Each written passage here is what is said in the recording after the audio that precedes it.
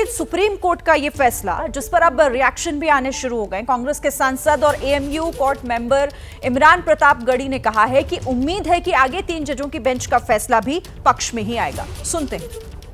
मेरे साथ इमरान प्रतापगढ़ी हैं जो कांग्रेस के राज्यसभा सांसद तो हैं ही, साथ ही एएमयू कोर्ट के निर्वाचित सदस्य भी हैं। अजीज बाशा फैसले को जो पलटा है सुप्रीम कोर्ट ने, उस पर आपकी क्या प्रतिक्रिया? सबसे पहले तो माननीय उच्चतम न्यायालय का बहुत आभार। 7 जजों की बेंच ने बहुत सोच समझ के ये फैसला लिया है और अधिकार है अलीगढ़ मुस्लिम विश्वविद्यालय का कि वो अल्पसंख्यक संस्थान रहे, जिसके लिए लगातार अलीगढ़ मुस्लिम विश्वविद्यालय के छात्र, वहां से जुड़े हुए प्रशासनिक अधिकारी या फिर पूरा स्टाफ लगातार उस लड़ाई को लड़ रहा है और देश का पूरा अल्पसंख्यक समुदाय भी ये चाहता है। तो हम बहुत खुश हैं और मैं अलीगढ़ मुस्लिम विश्वविद्यालय के कोर्ट मेंबर की हैसियत से तमाम अलीग बिरादरी को इस बात की मुबारकबाद भी देता हूं कि वो बुनियाद अब बहुत मजबूत पड़ गई है। और सरकार से भी मेरी गुजारिश है कि सरकार खुद आगे बढ़े और इस तरह के जो भी अल्पसंख्यक संस्थान हैं जिनकी राह में सरकारी रोड़े अटकाए जा रहे हैं इन दिनों, राज्य सरकारों की तरफ से भी और केंद्र की तरफ से भी, आप खुद जब ये कहते हैं कि सबका साथ सबका विकास, तो फिर शैक्षणिक संस्थानों पर इस तरह से सरकारी साजिश करके उनके अल्पसंख्यक दर्जे के साथ ना खेला जाए, ये मेरी सरकार से भी गुजारिश। इमरान जी, क्या इसका मतलब ये माने कि जो 3 जजों की बेंच जो आगे तय करेगी एएमयू के स्टेटस पर, उसको लेकर के आप लोग भरोसेमंद हैं कि माइनॉरिटी स्टेटस के पक्ष में ही वो फैसला जब भी आएगा तब आएगा? हाँ, जो अभी पूरा जजमेंट तो हम लोगों ने नहीं पढ़ा है, लेकिन जो बुनियादी बातें छन के सामने आ रही हैं उसके आधार पर तो एक तरह से ये रास्ता साफ हुआ है और फैसला अल्पसंख्यक संस्थान के बहाल रहने के पक्ष में ही आया है। और हमें पूरा विश्वास है कि 3 जजों की बेंच भी, जो स्पेशल बेंच होगी, वो भी इसी फैसले की बुनियाद पर आज ही आ जाता, रोशनी में आगे बढ़ेगी। आज ही आ जाता तो अच्छा रहता। आ जाता तो बहुत अच्छा था। एएमयू के माइनॉरिटी स्टेटस की जो बहस है, उस पे एक उसके खिलाफ में जो दलील दी जाती है कि उसका सारा खर्चा भारत सरकार के कोष से जाता है, तो फिर माइनॉरिटी स्टेटस क्यों रहना चाहिए, उसको अलग स्टेटस क्यों रहना चाहिए? ये जो दलील है, इस पर आपका क्या जवाब? नहीं, वहां पढ़ने वाले छात्र भी तो इसी देश के निवासी हैं, भारत का हिस्सा हैं। सबसे महत्वपूर्ण बात यह है कि बहस इस पर हो कि क्यों दिया जाए। मैं तो कह रहा हूं कि छीनना क्यों चाहते हैं? कि आप इस देश के अल्पसंख्यकों के पढ़ने लिखने के अधिकार में आप सुगमता लाना चाहते हैं या वो राह जो है पथरीली करना चाहते हैं? सरकार को भी समझना पड़ेगा ना, आप क्यों छीनना चाहते हैं। आप बहाल रहने दीजिए और आगे बढ़ के शैक्षणिक संस्थानों की, अल्पसंख्यक संस्थानों की मदद करिए ताकि पढ़ा लिखा तबका आगे आए, मुख्यधारा में शामिल हो।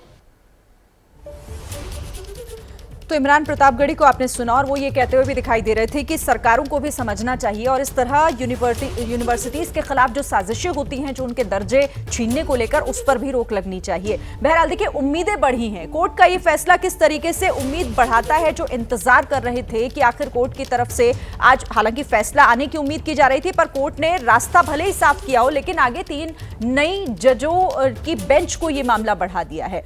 आपको सीधे लिए चलते हैं, निपुण सहगल भी हमारे संवाददाता हमारे साथ बने हुए हैं। निपुण, जरा समझाइएगा हमारे दर्शकों को कि आज के इस फैसले से उम्मीद इतनी बढ़ क्यों गई है? क्यों बार बार ये कहा जा रहा है कि आप भले ही नई बेंचेस को सुनेगी, लेकिन उम्मीदें, क्योंकि रास्ता साफ होता हुआ दिखाई दे रहा है, जो इंतजार कई सालों से किया जाता रहा। देखिए, जो मुस्लिम समुदाय है और जो एएमयू से जुड़े हुए लोग हैं, वो लगातार ये कहते रहे हैं कि इस विश्वविद्यालय को हमने बनाया, हमने फंड दिया, हमने अपने लिए बनाया कि हमें भी उच्च शिक्षा मिल सके। उस समय अंग्रेज़ों का दौर था, तो एक कानून सरकार से ही पास हो सकता था, तो वो हमने करवाया, हमको वो कानूनी बाध्यता थी। लेकिन 1967 में सुप्रीम कोर्ट के 5 जजों की बेंच ने ये कह दिया कि जब देश आज़ाद हुआ तो संविधान लागू हुआ और संविधान के अनुच्छेद 30 में अल्पसंख्यक संस्थान बनाने की व्यवस्था है। यह संविधान लागू होने से पहले का बना संस्थान है, इसको ऐसा कोई दर्जा उस समय नहीं था, तो अभी भी नहीं है। ये फैसला चलता रहा। 1981 में केंद्र सरकार ने एक एएमयू एक्ट में संशोधन किया और कुछ बदलाव करने की कोशिश की, लेकिन 2005 में इलाहाबाद हाईकोर्ट ने कह दिया कि 67 का फैसला लागू है। आज वो कांटा निकल गया है। अब नए सिरे से 3 जजों की बेंच बैठेगी और तय करेगी कि एएमयू अल्पसंख्यक संस्थान है या नहीं है। ठीक है रिपुण, मैं और भी आपसे विस्तार से समझूंगी। सौरभ मालवीय, इसी पर आपका रिएक्शन, जो कह रहे हैं रिपुण कि एक कांटा जो फंसा हुआ था, आज कोर्ट ने वो कांटा निकाल दिया है। निश्चित तौर पर शिक्षा का दरवाजा सबके लिए खुला होना चाहिए। शिक्षा, संविधान कहता है कि शिक्षा का अधिकार सभी को है। गांधी जी कहते हैं और स्वयं बाबा साहब अंबेडकर ने कहा है कि शिक्षा सबको मिले और शिक्षा पर सभी का अधिकार है। और देश तभी तरक्की करेगा जब हर आदमी शिक्षित होगा, रोजगार मिलेगा, उसके आधार पर देश समृद्ध बनेगा। मुझे ऐसा लगता है कि केवल अलीगढ़ मुस्लिम विश्वविद्यालय एक विशेष धर्म के आधार पर एक विशेष वर्ग के लिए रहेगा तो कहीं ना कहीं बाकी समाज तो वंचित होगी अपने मूलभूत अधिकारों से।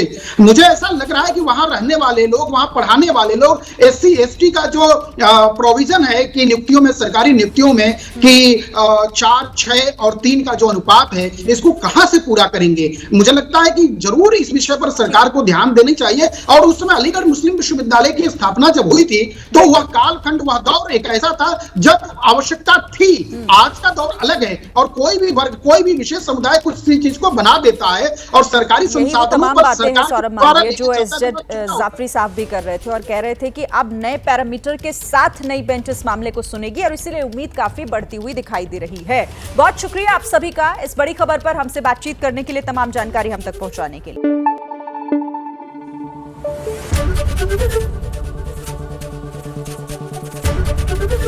ABP न्यूज आपको रखे आगे।